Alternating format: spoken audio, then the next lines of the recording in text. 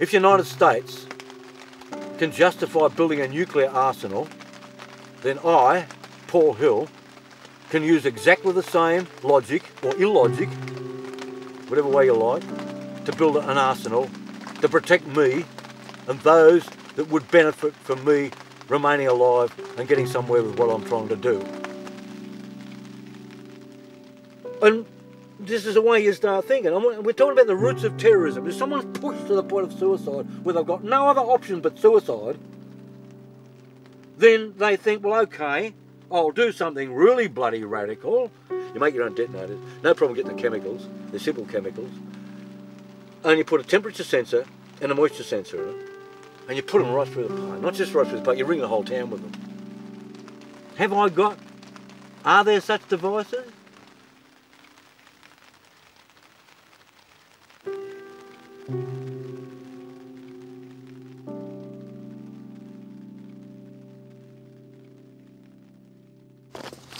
Good spot to swim. I met Paul Noddy Hill for the first time in the Otway National Park. Swimming facilities. I was interested in finding out what had driven him to the edge. Was he really prepared to act on his threats? Or was it simply a way of getting attention from a society that had ignored him? And the walk to the beach. He had been camping in the bush for the past year. He was 60 years old and destitute, with nowhere else to live. He had been a real stirrer and activist in the nearby town of Apollo Bay, spreading his leaflets on environmental and health issues. His secret campsite was in the middle of the national park, close to the Parker River, and a hard 1-hour slog on foot. He called his campsite Placebo Park, in anticipation of scientific theories he wanted to put into practice.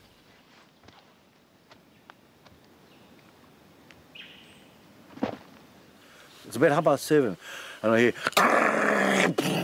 about 4th-9 on the Richter scale, and the whole bloody ground shake.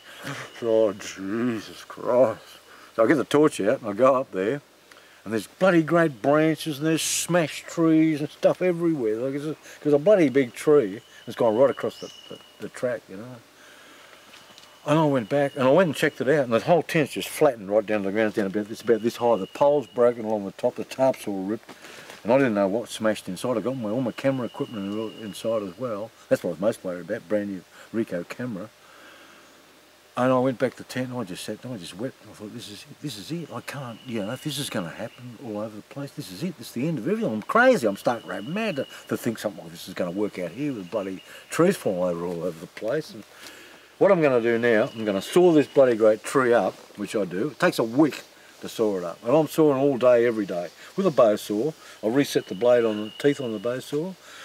And all day cutting and splitting and cutting the wood down, and then I put the whole thing back together again, but twice as good as what it was before. Now Kirribilli House is a much better setup, much better constructed, and that bloody great tree, which was threatening me, it's gone. There's a big hole in the sky now.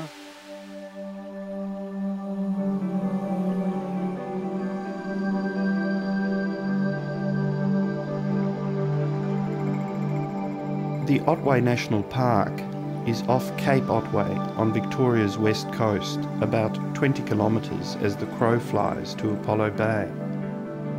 This small fishing village at the end of the Great Ocean Road has grown over the past decade to a burgeoning tourist town. Noddy has a few good friends here, amongst them Don Stone, who values Noddy's scientific insight and believes that his theories are worthy of careful experimentation. If this gets sort of out into the public domain that, you know, that cancer has some impact on the evolutionary process, there's going to be a hell of a lot of stick. Oh, yeah. you're going to... Enormous amount. Yeah. I know what I've copped at the cancer conferences in London. The start last few years, you know. Yeah. And could you sort of elaborate it a bit for me, how you go through the sort of process? One of the things that I find is when he frustrates me, I sit back and think, am I trying to apply my values to him? No. And 100% of the time the answer is yes. And this sort of relates to, you know, my description of Noddy to other people. You know, there's only two ways of looking at Noddy. He's just a stark raving lunatic, or he's the world's most principled man. He's prepared to lose everything for what he believes in, and there's very few people who are prepared to do that, and depending on your perspective, that can be a form of insanity, or it's a characteristic that everybody should live up to in society. And his overriding idea is that Apollo Bay should be entirely self-sufficient from the rest of the world, and as a model as to the way the rest of the world should run. He's got a good understanding of where, like globally, we should be heading towards in terms of looking after what resources we've got, and and trying to protect the environment and things like that, and look after each other, I think. You know, things he said that's going to happen have happened, you know, as far as water quality and everything's concerned. He's sort of right 9 times out of 10. And it's happened. I think people are coming around his way a bit.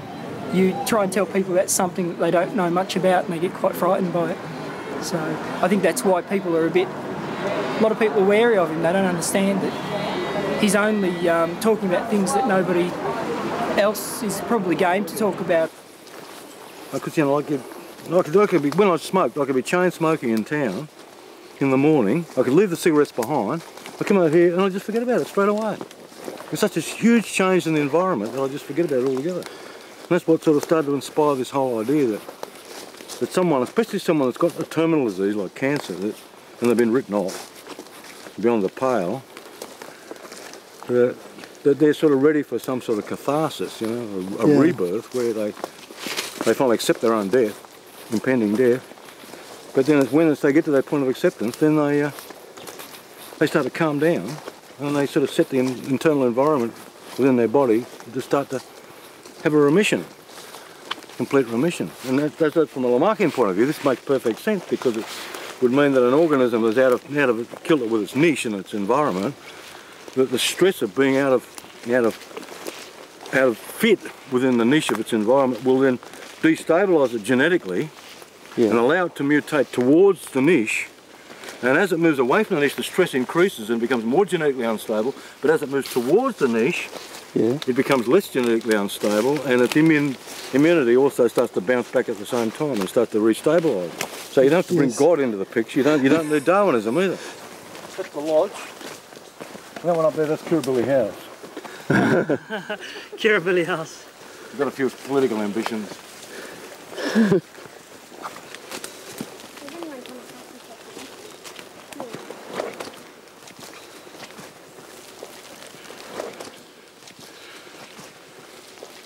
It's all put together with mud. I've got no concrete down here, so I just use mud, and it really does a really good job. I had to hack the stone out a bit there. It didn't make it too wide because it bends the bars. That's the hot water boiler, and that's the cold water supply. And then the whole thing doubles as a little barbecue area. See, kerosene lamp at night, wood supply. I've got a real buzz out of this. This is what got me going in the first place. Yeah. What this would be a work camp, a national park work camp, as well as a healing centre, so that this is like a hub for track building and other things that are built through the park. It's totally complementary to the aspirations of a proper park management that's here for public recreation. There's nothing incompatible between this, because there's no intention of this being a long-term, any sort of permanent residence for anybody. No, but never had any intention of that at all. It was just a steam bath.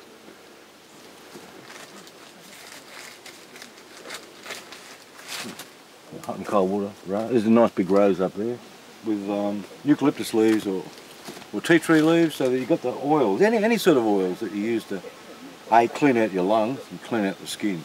It's part of the overall process. Because it feels good anyway. You feel terrific after a steam bath. The individual has their own private space. I don't want to take away the individual's own private space. So the idea, if you've got a dry spot out the front, a couple of chairs, and their own little stove, they can invite someone around for a cup of tea. I want this to be a combination of both community as well as individual, as well as their own personal autonomy. I don't want sort of like a nice mixture of both, you know? Not communism and not capitalism. Somewhere in between, nice sort of form of anarchism. To keep the fire from coming out the outside, to keep it around the drum. There's more to curing, not just cancer, but any sort of stress-related disorder than just alleviating stress. It's got to be something not just taking away the negative, but putting some fulfilment into people's lives by being able to create things that are really get a buzz out of. And not just to create something, not just fulfilment, but to give them a sense of hope as well. If they've got no job skills and they've got no job, and that's part of their emotional problems and hopeless sort of despair and hopelessness, which helps to breed degenerative disease as well. That if you can also, if they can leave here with skills as well. And here, that's what helped to inspire this. When you go upstream of this river, oh wow, it's something else again. Like you get between the South and North Lighthouse Straits, it gets really big. It's sort of huge trees, and that tree does this. The river does this all over the place. But there's really steep gullies, there's steep gorges down to the river, but it's locked out. Nobody gets to see it because there's no tracks up there. They don't want people to go up there, because they're talking now about wilderness, about making this all wilderness. But to me, that's getting rid of everybody before the logging starts. That's what that's all about. It's just so hypocritical. The whole policy is so hypocritical. What takes place in state forests, as compared to with clear felling justified as being simulating natural fire on one hand, and then this policy of so-called wilderness in national parks on the other. And I just don't wear it for 1 second. It's just complete hypocrisy, or there's a hidden agenda, which is to privatise these things and start to log them again. Everything changes when you put a track in. This track actually separates you from the bush, but it separates you just sufficiently to help you feel a lot more relaxed about being on the track, because there's a point. That's the way back home. That's the way to get out real quick in case there's a fire, for instance, in the summertime. And it's also a reference point. It changes the whole aesthetics. Once the track's in, it just seems to, I don't know, I love it. I mean, without the track, this doesn't look anything, I reckon. Put the track in the right place. I hate running into a bloody big stump.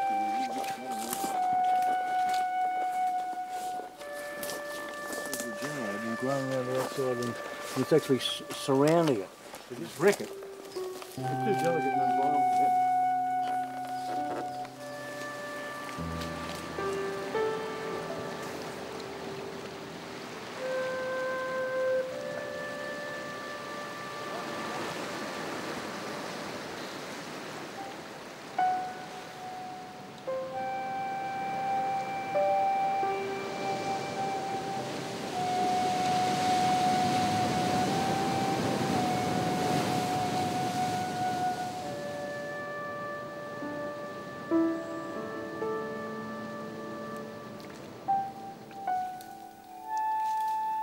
The fact that I wake up in the morning, know that there's no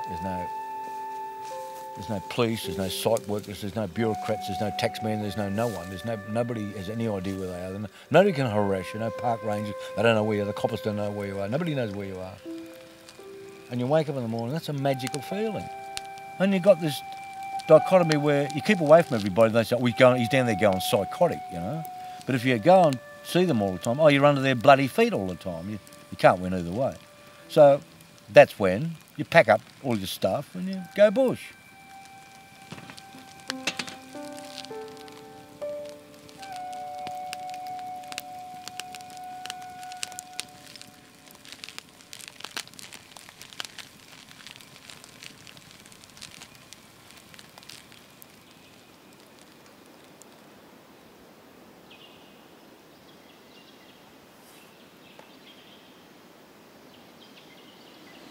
It's not about proceedings against you. It is about totally so I know who I'm speaking to with today, in the hope that you will talk some sense into Paul Leonard Hill. Well, there's a house out there Noddy, available hang for on, visitors. let me finish.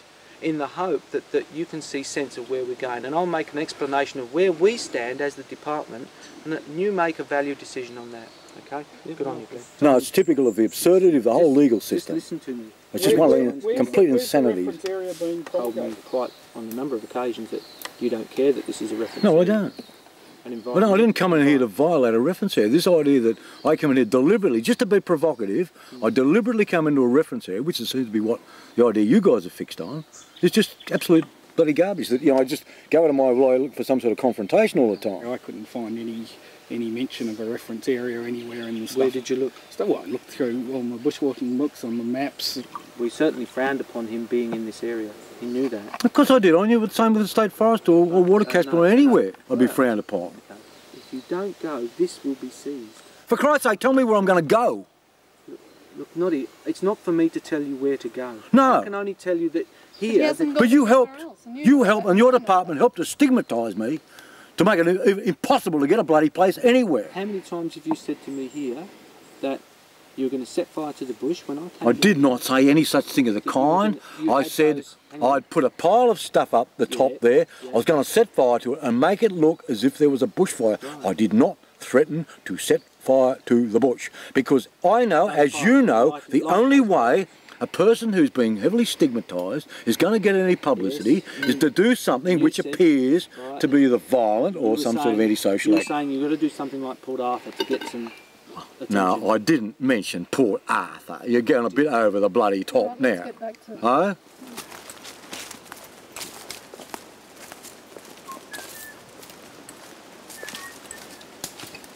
I guess that's a good shot. It wasn't long after that the media got interested in Noddy's unusual predicament.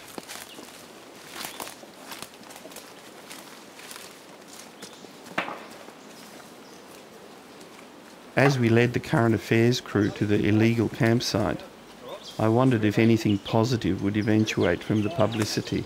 I just want another cup of tea, man. Okay, can you sit there please, Ben? Yep. Just put a bridge on. So that was the idea of that track you came down, that little bridge down below, that was a track from the South Lighthouse, track off the South Lighthouse track. Noddy? So right on the edge. Yep, that's alright, no worries. This is an uncomfortable position. This is the sort of thing that people want to see, or will be interested in, because it's different to what they're looking at while they're sitting eating their meat and three veg at 6:30 every night. Well,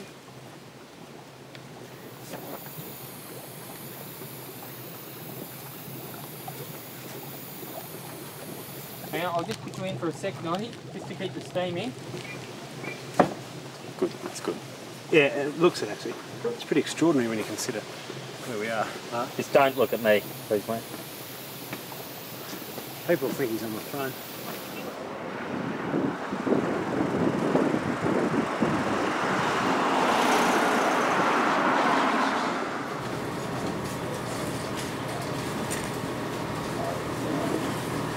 The quicker they can get him out, the happier they'll be, which is wrong. He's not doing any harm. He's improving the park, improving the bush, as far as I'm concerned. And a lot of his tracks, if I knew where he was, I'd go out for a walk through there. But unfortunately, you don't know where he is. If you look for a week before you'd find him. He's out in the bush, and I don't think he's doing any harm. Living the natural way. Yeah. He's one man on his own, one little old man on his own. It's supposed to be free Australia, isn't it? Yes. And it's not anymore. And I think they're just a bit hard on some. There's nowhere you can escape from society anymore. I just think people are out to get him and they're putting pressure on him. You know, there's no need to. They left him alone in the first place, and so they're harassing him all the time. There won't be the problems they have now. Not a bad kick on you, not a bad kick on you there. You know, I still have to respect his right to make decisions, and his whole life is filled with people trying to tell him what to do. If you try and tell him to do the right thing, then the paranoia springs up, And I assume this is to do with something in his childhood. You know, the authority figures have always represented something that he hates. Like male men will say, I'm just doing it just to give everybody a hard time. I'm so malicious, so twisted up inside that I'm in the national park, illegally camped, just to give everybody a hard time, you know?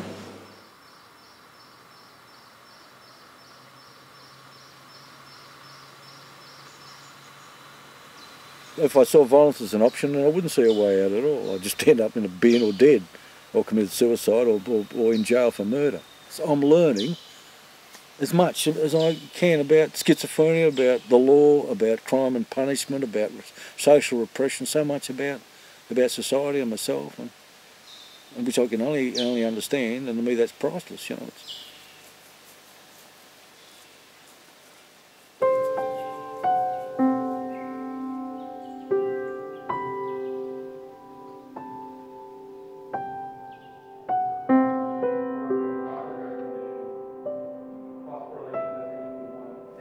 He is as passionate, if not more passionate, than any other scientist I've ever met in my life. I would say over the 10, 11 years I've been running this conference that hypothetically, if I were to go back and score the number of questions that have been asked of a speaker on any subject, Noddy would probably be there. If he was not top of the list, he'd be in the top 10. He sits on the front row, he's right underneath the speaker's nose, and at the end of it his hand's going to go up and he's going to take this person to task. I hope he continues to come to the conference and share with us his views on science. I've often been interested to consider what happens following lunch on the final day of the conference. I come back to my home and then on Monday I'm back in the lab. Noddy just disappears for a year.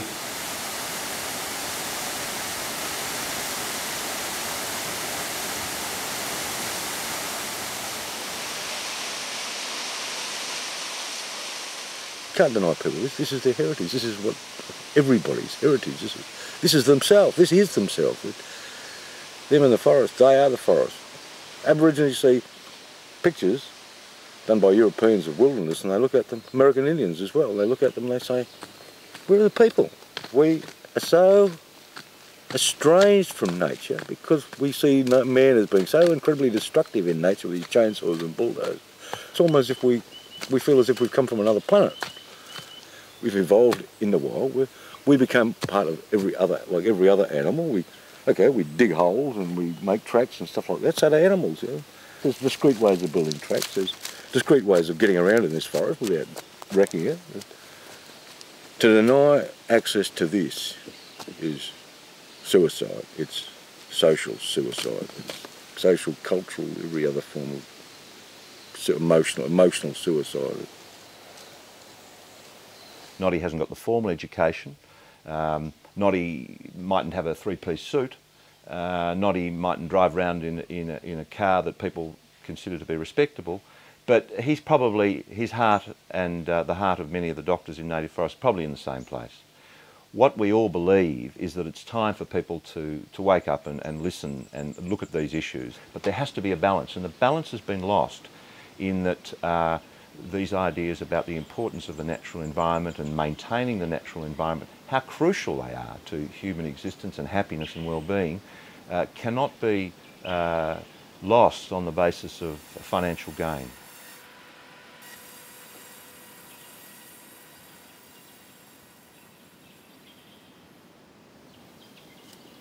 I was reminded very forcibly of a famous American anarchist, a mid-19th century writer, Henry David Thoreau. Thoreau retreated into the woods for a period of 2.5 years to ponder and reflect and to be away from civilization. And he wrote this rather moving book about the experience of living as an individual alone in the woods. The parallels are obviously quite remarkable. They're rather similar personalities and anxious to improve the world. And like Paul Hill, Thoreau also came into trouble with government through refusal to pay taxes, and his grounds for refusal to pay taxes were that he didn't want to support a government that countenanced slavery. But he just can't seem to escape the bureaucrats. Now they want him out of the scrub and into public housing. Ben Connolly reports. Deep in Victoria, as I watched the current affairs program with Don, we both hoped that some of Noddy's radical theories behind Placebo Park would at least be mentioned. Perhaps that way he would get the recognition he deserved. Bureaucrats have their way, not for much longer. Parks Victoria Chief Jeff Floyd. Well, my concerns are this is a national park. It's clearly an area that we don't want disturbed, and we really can't have someone in there that's having an impact. As we found out, Noddy's hideaway is a 45-metre height along the tracks he made himself. This is pretty funny because they're worried about getting leeches on their balls about carried in by hand, and everywhere you walk, his work is evident. Is this the key part of all the tracks that you've built through here? Trouble though, isn't it? Certainly one of Noddy's best bits of work, this bridge, I reckon. I'm aware he's planning to set up a health retreat, and it may well be a laudable vision, but not a vision for a national park. Patronising prick. Tomorrow, when in Kenya. Don't want to talk about anything important, do they? The system doesn't want to have people standing up and pointing out its pitfalls, its shortcomings. The system is basically very intolerant of people like Paul Hill. It was decided that a forced removal would be required, so police were involved, and as were Parks Victoria Rangers and our summer firefighting crew, the seasonal firefighting crew, to go in and remove the camp. It was viewed that a nice clean, move everything out, so all his belongings that were there, which were fairly substantial, he had a substantial camp there, were removed. This is what I discovered when I came down the hill the day it happened. I walked down to the workshop, and the workshop's been hacked to pieces. Have a look at this. This was the kitchen. Much of a kitchen now. That was the fireplace. Look like they hacked into the side of the hill. And there's about 15 guys all standing around. They had axes and crowbars and whatever. And I just start screaming at them. By this time I just demented. No, this is not happening. It can't be happening. I just scream, you stupid bastards! Have you got any idea of what you've just done and what you're doing? You're destroying your own bloody future. And I look around and oh Jesus, I'm buggered now. I'm really history. I'm so bloody alienated back in that town. I have got nowhere to go but a rope, and it wasn't any cry for help. It wasn't anything. Oh geez, no. I had a rope over there tying up a tree, and I'm looking around for a branch, and I'm looking around, and next minute the police arrived, and Peter Burns, the head ranger, they arrived, and that was it. Then they took me up the hill and took me to Colac, to the police station in Colac, where I spent the night, then off to Geelong next day into court.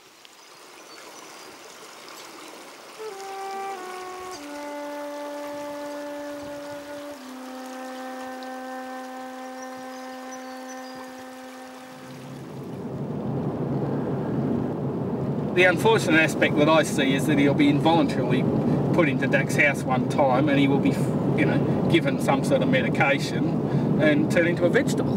That's the, and really that would upset me.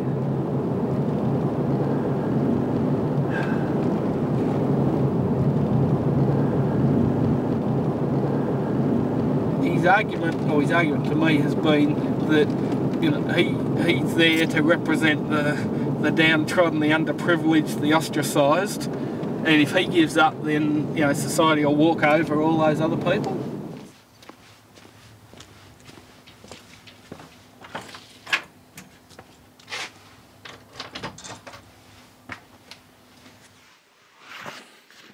Well, this is it.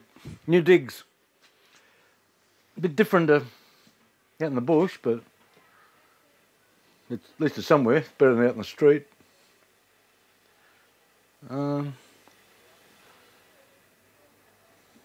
Bit cramped, but it's a bed.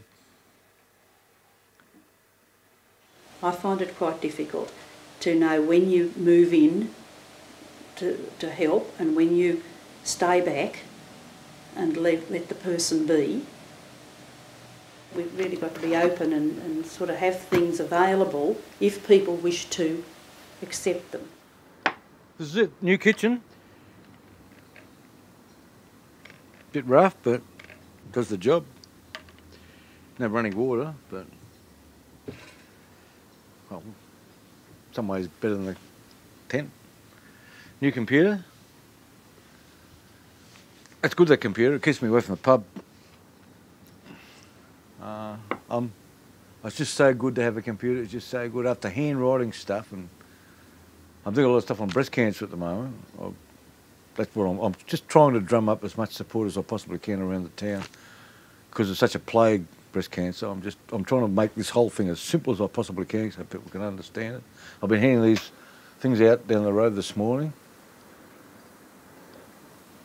Society and the demands of society don't worry Noddy much at all. If he believes that society's demands are not correct, he'll do his level best to change things. Noddy first arrived in Apollo Bay back in 1975 as an abalone diver. He soon developed some radical ideas on fishing the abalone fields. Yeah, that's right. Once you've done it, you've been there. I was having a little boat. That was the main reason I found all this stuff out. I couldn't go the bloody moonlight. I couldn't go way down a lawn or somewhere. I had to work this lee because only in a 15-foot boat. There were lees down Grey River on this coast, this side of the coast. By working it properly, only working the edge, only working the end of the cycle. The abalone are 15 years old by the time they get their big abs like that, and they've spawned 15 times. They've produced 15 lots of spat. So it makes absolutely no sense to work immature abalone closer to the shoreline, and that was my whole idea. To use an echo sounder, use charts, and you get the fastest rate of recovery. Only work it every 12 months, and then by that time it'll be the end of the winter rains will be starting again, and you'd work each spot only once in 12 months. And you couldn't understand the reef unless you were the only person working it. You couldn't know if you were achieving conservation unless you were the only person working it, because you had to know where you'd already worked. You wouldn't be afraid to talk about your reef then, because it's yours. Nobody else can work it, and you could actually, instead of keeping things secret to yourself, you could actually swap notes. It's a new view, as far as I'm aware of, you know, to the management, where you need an extremely dense population of fish on a reef before you start harvesting them. That's a really good way to go. You know, it's not letting the abalone fishermen to say, well, we'll just, you know, fish up and down the coast and we'll try and sort of keep some sort of balance of numbers, and, you know, we're on a tonnage quota and we'll reach that every time. It's actually making them responsible for their own backyards. It's say, give them a patch, there's wild abalone in abundance there, let's keep that in abundance for the future, and for you to fish it only to a point where you're guaranteed that next year you come around and there'll still be abalone there. The abalone industry was full of cowboys in those days. They were all fishing undersized fish. They were all getting paid in cash. You know, they were doing terrible things. They were also involved in other entrepreneurial activities, if I can put it that way, which were illegal. And Nod became their scapegoat. In 1985, the Fisheries Department changed its policies by Act of Parliament and reissued new licences. The Act, however, did little to protect the wild abalone fields.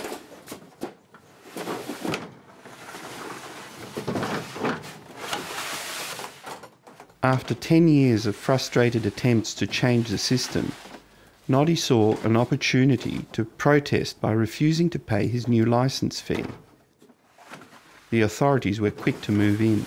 Even before the Act was passed as law, Noddy's abalone licence was revoked. He continued to fish for a while, but was fined and his boat was impounded. No longer able to fish for a living, Noddy decided to take on the tax system. He saw all the capital gains rorts going on, so he began to submit 2 tax returns. One that used his fair and equitable depreciation system, and one that conformed to the existing tax laws.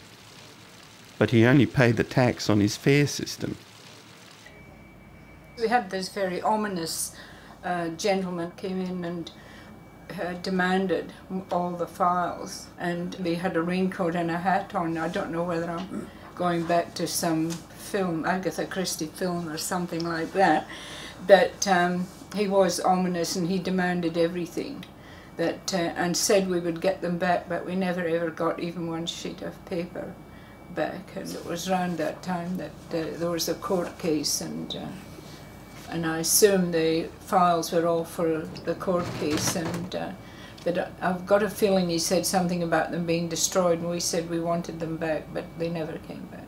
I would have thought that the files belonged to us because they were tax files, and on lots of letters that Noddy used to write you letters, didn't he? He'd write long, pretty cluey sort of letters. So that really upset us that we didn't get those letters back. In 1988, the tax department came down on him like a ton of bricks. Unable to pay his debts, he was declared bankrupt, and his house and property was put under receivership. Going bankrupt is a process of going psychotic. Everybody, like, you're up for grabs. You've got vultures just everywhere. Just, you know, their idea is that the government's going to get all this property. Why shouldn't they go and help themselves? The trustee came and they threw me out of the house and they locked the place up. Cops said to me, "What are you going to do, Noddy, when we let you go?" I said, "I'm going to go straight round back to my house and I'm going to smash the lock off the back door." I was on charge of contempt of court because I broke back into the house. Not burglary, contempt of court. And I felt pretty contemptuous of the court, so that was no problem. I was about to lose everything. I didn't care what I said. I just looked up at him and I just said, "It's my house, it's my house." I could have got down my belly and grovelled and said, "Please don't hurt me. I'm sorry, I've done the wrong thing." But felt inside, "I'd like to kill you, you bastard." I could have felt that, but no. Because I said the wrong thing, I had to be punished.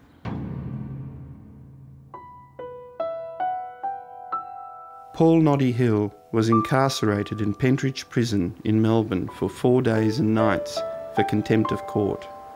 Meanwhile, his house and contents was auctioned for a ridiculously low price. He was left with just the clothes on his back. He came back to Apollo Bay, and after 3 months camping on the foreshore in protest of his treatment, he was forced to move. He went bush, and a few weeks later was arrested and put into Dack's house, the psychiatric clinic in Geelong. He was found to be stressed and exhausted, but with no apparent psychiatric problems.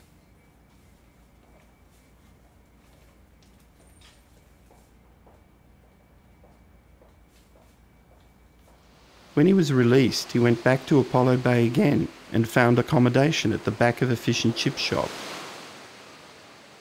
He studied countless biological and medical books in an obsessive search for a scientific theory on stress-related illness, and started to distribute literature on his findings.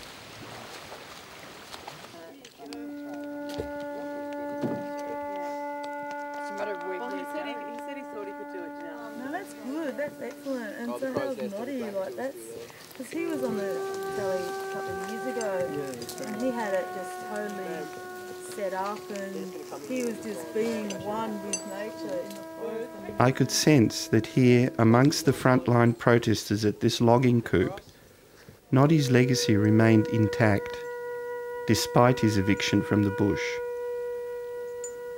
Who knows what might have resulted if he had been given a chance to complete his experiment at Placebo Park.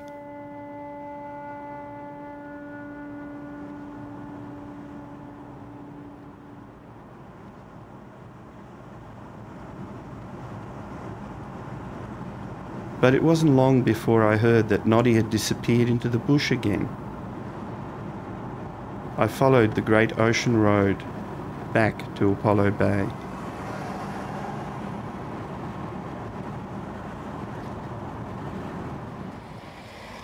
The town had grown under the intense pressure of tourism and real estate speculation, even in the short time that I had been visiting.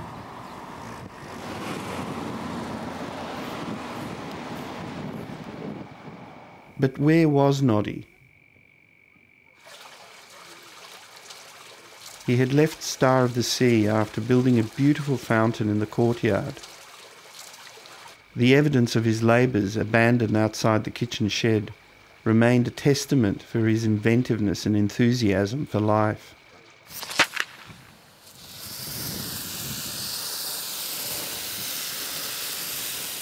Well, the first I heard about it was when one of the locals came in and said Noddy's let off a few flares in front of a looker and you know, creating a bit of disturbance, they thought. I didn't think much of it at the time. Noddy came in here and not long followed by one of the local officers who proceeded to talk about it, what was happening. And the reasoning behind that's obvious. He wants attention for his cause.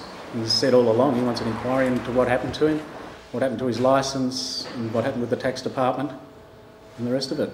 He wants some attention for his plight, basically. He's like an animal that has been handed down, really, in reality.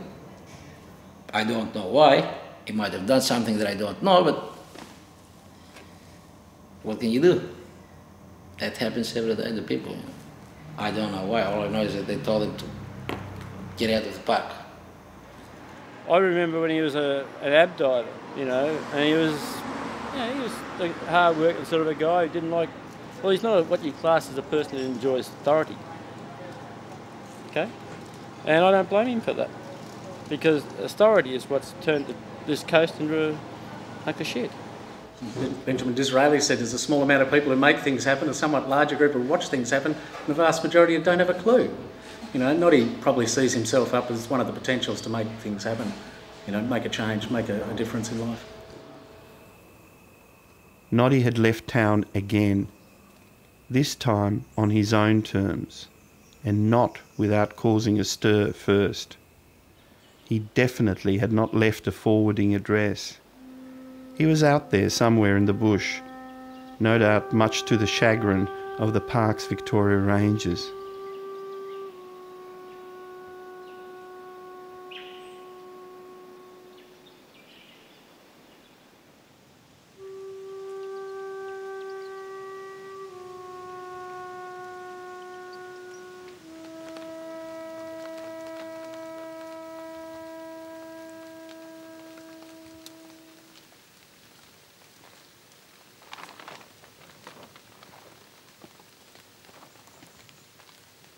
I was going to fire those flares at my bankruptcy. Those flares I've been carting around for years. First I was going to fire them at the bankruptcy, and then somehow they survived the bankruptcy. I just hold it up now, like the Statue of Liberty, like holding up the torch. There it is. It's liberty, yeah. This is the only non-violent thing I can do.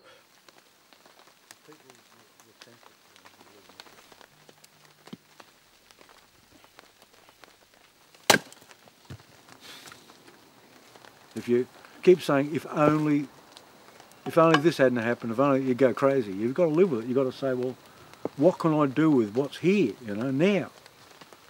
And there's no reason why this national park should be closed up the way it is. It's obscene. There's no reason why people can't have walking tracks right through the national park built on these logging tracks with a few interconnecting sections as well. Why not? Why not? Not for everybody, not for the morons that want to come in here with a slab and kick the shit out of everything. Not like Mate's Rest and all that stupid crap. Not for the tourist industry. For people that have got a bit of sensitivity. They've got health problems as well. To come out here and to find what I found. To find healing in the wild. Well, pretty buggered wild, but, you know. Why not? That's sanity. We've come down and we've done our level best and pleaded with him, one of the members, that there are penalties if you just can't go out there and you just can't ignore all the rules and regulations that they're there, and we have to, if we want to live a peaceful life and without pressures, and we know there are penalties if you don't, but that just didn't hit first base.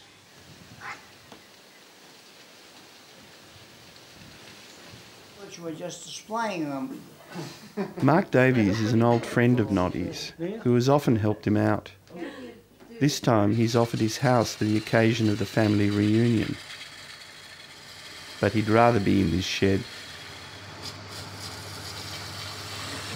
he's used a truck bearing on the front here, a tapered roller bearing. It was all sort of came from the tip, this lathe. So he's a very talented man. And it's spot on. I've had it for 17 years and it still runs as true as the day I got it. They started off doing quite a bit of drawing early in the piece. Oh, I did some composition. It was read out over the whole school. Never enough. Yeah, but that's why I think you get so too indoctrinated with it. It's always been Noddy's wish to get approval from his family, and here in his friend's house he has an opportunity to vindicate himself. It seems poignant to me that a man of 60 with his unique knowledge and experience is still needing and battling to get the emotional support of his family. Learn all those things, build tracks, the park gets behind it, beautiful tracks, meditation spots, seats, fountains, all sorts of, but blending in, just made out of natural materials, and you walk along this just a garden of Eden. It's just beautiful, and photography is central to it as well. To put them in like an ecstatic environment where they're not under the stress to want to smoke and drink and take the depressants and analgesics, because you've taken away so many different pressures. This is a dream. I had this vision when the first person came in, and I did set up the tent. Wait on, surely, hang on. Surely the whole possibility is not dependent on it happening in a national park. Surely there are other possible environments. In a matter of a few months, Noddy had improved on the new Placebo Park camp and reached new heights of bush ingenuity. Wash the dishes every night and just keep things so much cleaner. Yeah, as well. That's pretty good.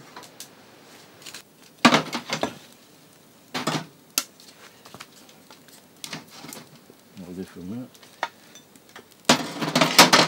Yeah, I don't bloody... The smoke's a bit of a problem, but by having these vents, it clears out pretty quick.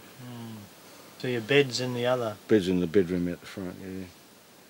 This time the tents were hidden away in a gully deep in the bush. They would be much harder to find. That's for the computer, so I can put 6 separate computer components into it. Now it just happens the laptop runs on 12 volts, and that runs on 13.5 volts. So that's no problem with the printer, running on 13.5, running off 12. The scanner, print scanner, 15 volts. Flatbed scanner, hopefully that'll be 12. Zip drive, exactly 12 volts.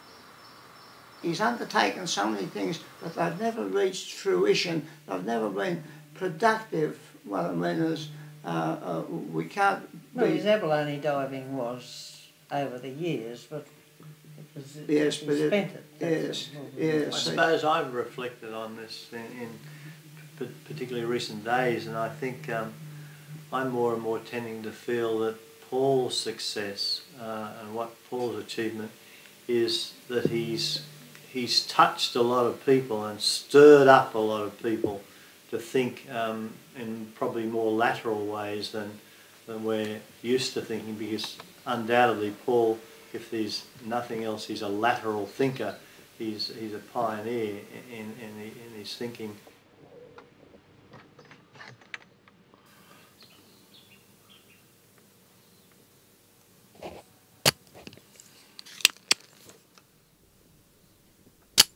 His wish to keep moving and head out for the bush, one can really identify with.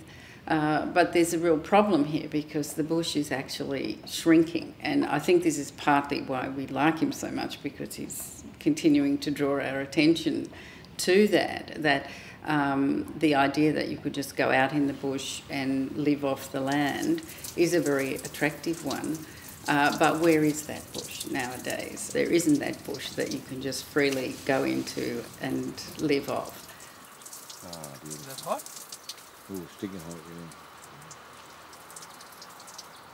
yeah. As far as our action is concerned, we'd still have to preserve and conserve, and that means removing any permanent camps out of the park, Noddy or anybody else. So if we became aware that he was out there, then we would seek to find him through a variety of techniques, but we we'd look for him. We'd actively look for him.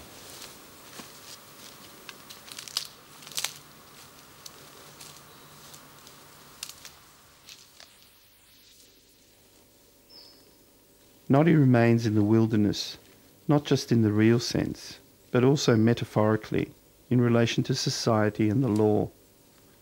The battle lines are clearly drawn. His fate rests with the humanity and vision of those in authority who up till now have refused to listen. When he's in the bush, it does, I think maybe he's closer to God in his own way, in Paul's way. I feel, you know, it just seems to rejuvenate him. It's a pity he can't be in the bush in a legal way, that's the only thing.